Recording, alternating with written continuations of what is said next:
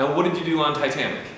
Titanic, I came in on the second wave. There's Jim shot it. They had it out, the big full Jim Cameron? Jim Cameron. Oh. And it ripped and fell. The ship broke in half with the water. And he wasn't happy how it broke. It broke almost clean. He said like a cartoon. Bop. Didn't like it.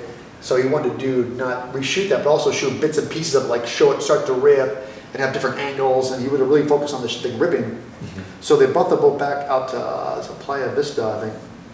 Big old warehouse out there where they built the Spruce Goose. Sure. And it's still standing. So they had that facility rented out. We got in there and they built this giant water tank. And we had the boat up, and it was on hydraulics on a rig. And it was closed.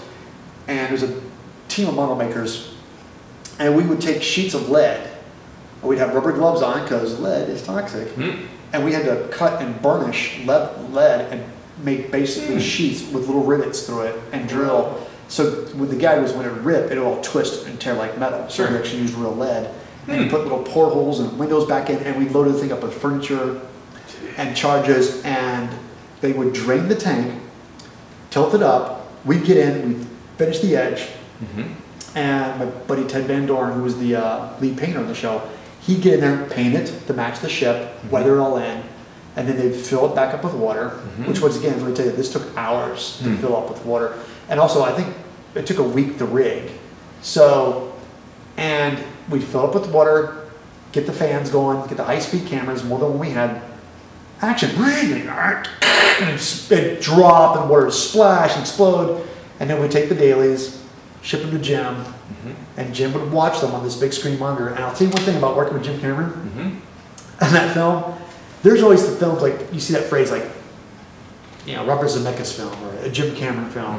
When it says a Jim Cameron film, they're not kidding, because that man is involved in every aspect of that film. We did this section, and Jim is cutting his movie. He's cutting Titanic at home on his editor, and they would take the dailies, jump in the car, drive out to his house, and watch the dailies. We watch the dailies, and then they take out the show Jim, and we would sit there in this office, and there's a monitor, big screen TV, camera on top of it, and Jim would see us, and we'd see Jim.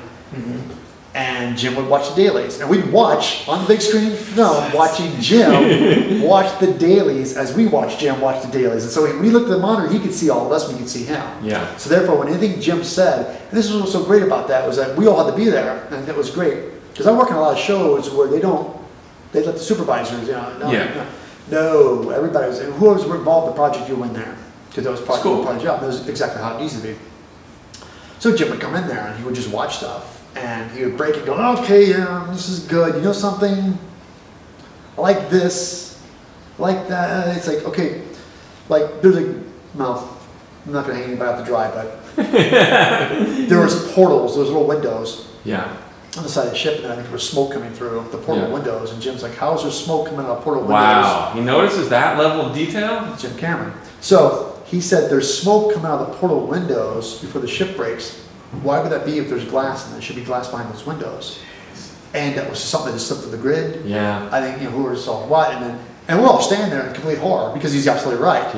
You're like, oh God, and he's like, look, and he would, you know, I'm spending X amount of money in every shot. You know, how about we all focus and get this thing right the first time? And you're kind of like, okay. And as upsetting as that was, he was right. And you know, so, but we did the gag. Did you have to do it again? Oh yeah, I think we ended up doing. Once again, I'm sure other people worked on it have a better memory than I did. It's been so long ago. I think we did it like 4 times. Wow. 4 times, and it was like months of doing this. There was other shots we were doing, pickups and certain things. But we also had and then once we did that, we did a variation. We had cameras inside of the ship ripping, so you got the interior of it ripping too. We shot a lot. Whether they used all of it, I'm not sure.